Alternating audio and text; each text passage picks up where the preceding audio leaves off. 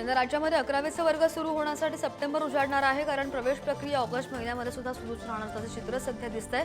शालेय शिक्षण विभागाकडून तातडीने निर्णय घेतले जात नसल्यामुळे राज्यामधील 15 लाख विद्यार्थी चिंतेमध्ये आहेत.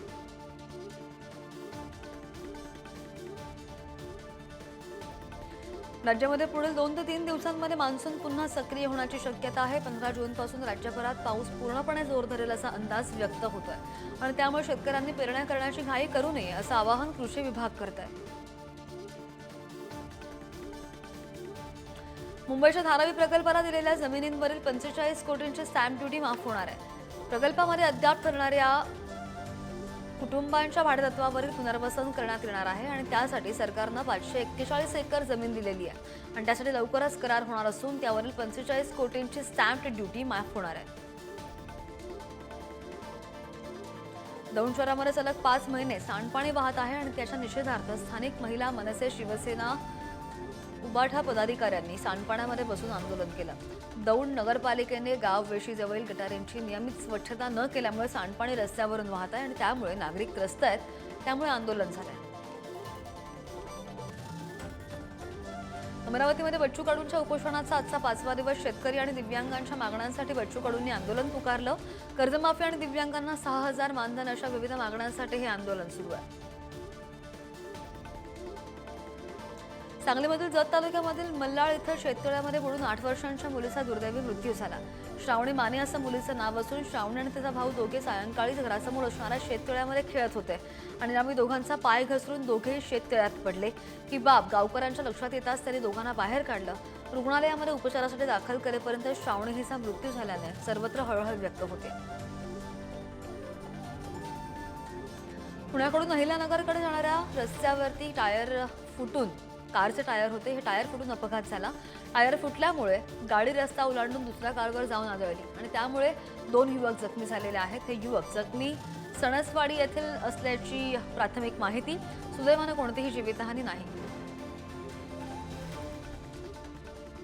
येवल्याच्या विचूर चौफुलीवर पुणे इंदोर महामार्गावर मोकाट पळूच्या झुंजीचा सामना रंगला. दोन्ही वळू एकमेकांना भिडल्याचं पाहून महामार्गावरील वाहतुकीचा खोळंबा झाला. तब्बल अर्धा तास झुंज सुरू होती. वळू पळत सुटल्यामुळे एक नागरिक जखमी झालाय. बच्चू कडू यांच्या आंदोलनाच्या समर्थनार्थ अमरावतीमध्ये मुंडण आंदोलन झालं. चांदूर बाजार तहसील कार्यालयासमोर दिव्यांग बांधवांनी मुंडण आंदोलन केलं. मागण्या मान्य न होईपर्यंत आंदोलन सुरू ठेवण्याचा इशारा आंदोलकांनी दिलाय. अमरावतीमध्ये बच्चू कडू यांच्यामध्ये सुरू असलेल्या आंदोलनाला मनोज जरांगे पाटील यांनी सुद्धा पाठिंबा दिलेला आहे. जरांगे पाटील बच्चू कडू यांची भेट घेतील. शेतकऱ्यांच्या कर्जमाफीसाठी 4 दिवसांपासून अमरावतीमध्ये आंदोलन सुरू आहे.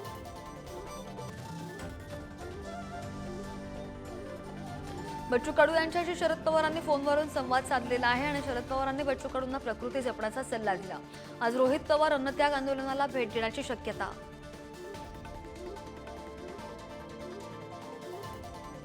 बदलापूर रेल्वे स्थानकावर गर्दीमधून उतरताना 2 प्रवाशांमध्ये हाणामारी झाली.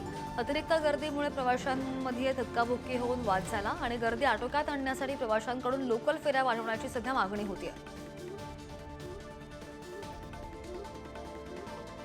लोकल अपघातानंतर रेल्वे मंत्री आणि रेल्वे बोर्डाच्या अधिकाऱ्यांची बैठक झाली. या बैठकीमध्ये लोकलला ऑटोमॅटिक दरवाजे बसवण्यासंदर्भात चर्चा झाली आहे. मात्र एसी नसलेल्या गाड्यांमध्ये दरवाजे बसवल्यास लोक बुधवारण्याची शक्यता आहे. नवीन लोकल डिझाईन करण्यात येणार आहे. जानेवारी 2026 पासून ही लोकल सेवेत आणली जाईल. भूमिरज एसटी बसमधून पाणी गळती होत असल्यामुळे प्रवाशांना नाहक त्रास सहन करावा लागतोय. पावसाळ्यामध्ये बसच्या छताला गळती लागल्यामुळे बसच्या सीट्स ओला झालेल्या आहेत आणि त्यामुळे प्रवास कसा करायचा असा सवाल प्रवासी उपस्थित करतायत. मराठवाड्याला पुन्हा एकदा अवकाळी पावसाने झोडपून काढलं. अवकाळीमुळे केळीच्या बागा पूर्णपणे उद्ध्वस्त झाल्या. जमिनीवर पडलेली केळी पडून शेतकऱ्यांना अश्रू अनावर झाले. हिंगोलीच्या कळमनुरी परिसरामध्ये वादळी वाऱ्यासह पावसाने हजेरी लावली आणि त्यामुळे सर्वत्र पाणी साचलं. वादळी वाऱ्यामुळे बाजारपेठेमध्ये तारांबळ उडालेली असून पुन्हा केळी आणि पपईच्या बागांचं मोठं नुकसान होण्याची भीती शेतकरी व्यक्त करतात.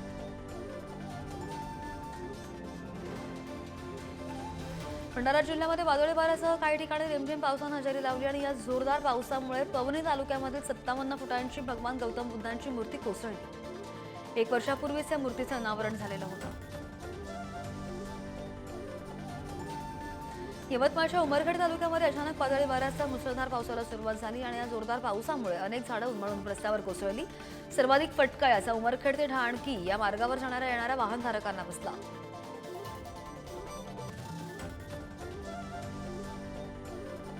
भंडारा जिल्ह्यामध्ये वादळी वाऱ्यासह जोरदार पावसाने हजेरी लावली आणि यावेळी शहरामधील मुस्लिम लायब्ररी मध्ये झाड कोसळलं.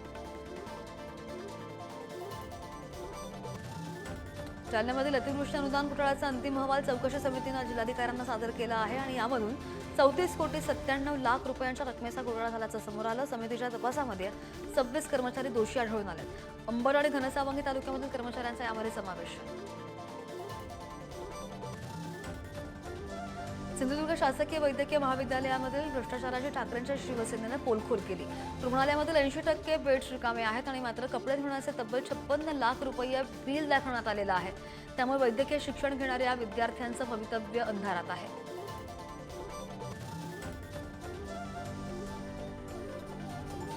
नांदेडमध्ये पाऊस आणि वादळी वाऱ्यामुळे केळी पिकांचं मोठ्या प्रमाणामध्ये नुकसान झालंय.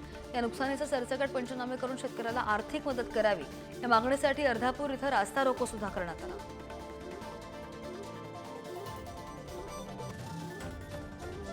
पालघर नगर परिषदेमध्ये 150 पेक्षा अधिक सफाई कामगारांनी कामबंद आंदोलन पुकारलं. मागील 20 ते 25 वर्षांपासून काम करून सुद्धा किमान वेतन मिळत नसल्यामुळे कर्मचाऱ्यांनी आंदोलनाचा पवित्रा घेतला. वाशिम नगरपालिका अंतर्गत काम करणारे कचरा गाडीचे कंत्राटी चालक, हेल्पर, ट्रॅक्टरचे सफाई कामगारांनी आंदोलन पुकारलं. किमान वेतन, पीएफ आणि मागील 1 महिन्याचा पगार त्वरित करणे, पगार नियमित करणं अशा अनेक मागण्यांसाठी हे आंदोलन होतं. मागील 6 दिवसांपासून हे काम बंद आंदोलन सुरू आहे. वाशिमच्या मानोरा तालुक्यामधील भोईरी ते मोगवाण या रस्त्याची प्रचंड दुरावस्था पाहायला मिळते आणि यासाठी ईगर आणि इंद्राणी कन्स्ट्रक्शन कंपनी जबाबदार असल्याचा आरोप गावकरी करतात. या कंपन्या रस्ता दुरुस्त करून देत नसल्यामुळे गावकऱ्यांनी जलसमाधी आंदोलन केलं. मुंबईमधील चारकोपमधील एका इंग्रजी शाळेने हिंदी सक्ती केल्यामुळे मनसेनं आक्रमक भूमिका घेतली. हिंदी तिसरी भाषा चालणार नाही, शाळेने आग्रह धरल्यास मनसे स्थायी उत्तर दिलं जाईल असा इशारा मनसेनं दिलाय. फाशीची रील बनवण्याच्या प्रयत्नामध्ये एक युवक प्रत्यक्षात फाशीमध्ये अडकून गेला. दरम्यान यावेळी रील काढणाऱ्याने सामाजिक कार्यकर्ते कोठारी यांना वेळीच संपर्क केल्यामुळे सुदैवानं तरुणाचा जीव वाचला. मात्र सध्या त्याची प्रकृती गंभीर आहे. प्रकाश भीमगुडा असं तरुणाचं नाव आहे.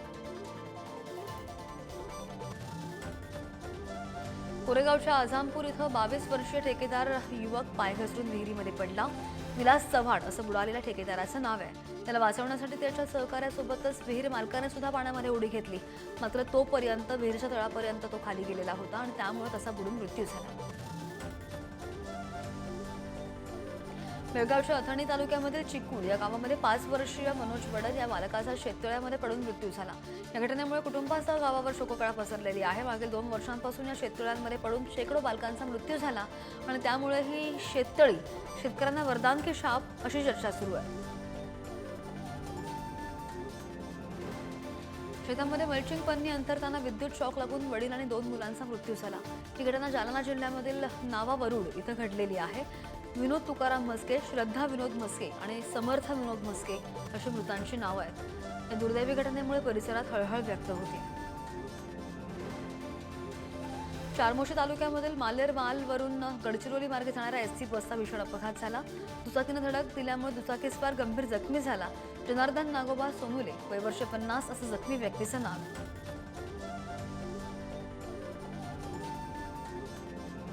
ठाणे बेलापूर महामार्गावर चायनीज गाडीच्या सिलेंडरचा भीषण स्फोट झाल्याची घटना घडली. रस्त्याच्या कडेला असलेल्या चायनीज फूड विक्रीसाठी वापरल्या जाणाऱ्या गाडीचा गॅस सिलेंडरचा स्फोट झाला. आगीमध्ये गाडी संपूर्णपणे जळून खाक झाली.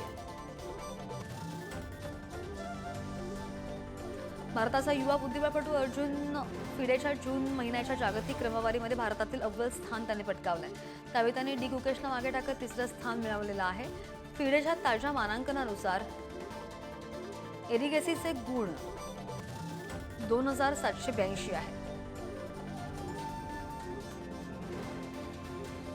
वेस्ट इंडिज क्रिकेट संघाचा फलंदाज निकोलस पुराननं वयाच्या 29व्या वर्षी आंतरराष्ट्रीय क्रिकेटमधून निवृत्ती घेतली. पुराननं वेस्ट इंडिजसाठी 61 एकदिवसीय आणि 106 टी20 आंतरराष्ट्रीय सामने खेळले आहेत. लोकप्रिय मालिका सीआयडीमधील एसीपी आयुष्यमान म्हणजेच पार्थ समथाननं मालिकेला अलविदा केलाय.